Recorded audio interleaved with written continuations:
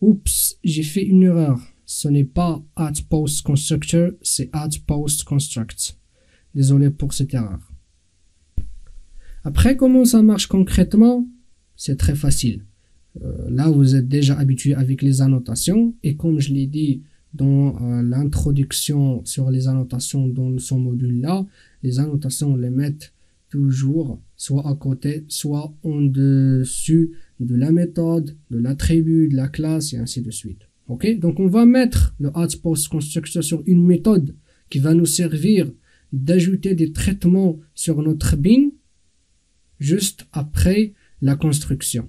Par exemple, je dis n'importe quoi, mais ça peut être un cas réel, par exemple, le chiffrage d'une donnée ou bien en fait le log.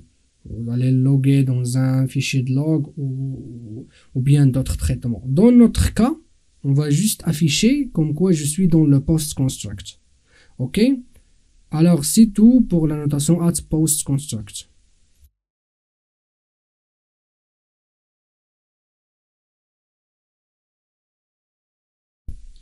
Ensuite, on a la notation add_predestroy qui va nous servir pour en fait préciser à Spring une telle méthode va être exécutée juste avant la destruction finale de notre bin.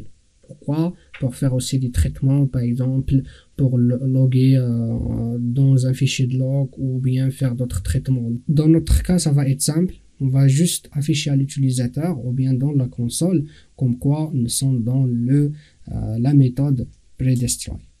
Ok, donc je vous dis restez avec moi. Donc l'exemple suivant, ça va être consacré pour les deux annotations et surtout ça va être pour chaque type de portée, pour la portée singleton et pour la portée prototype.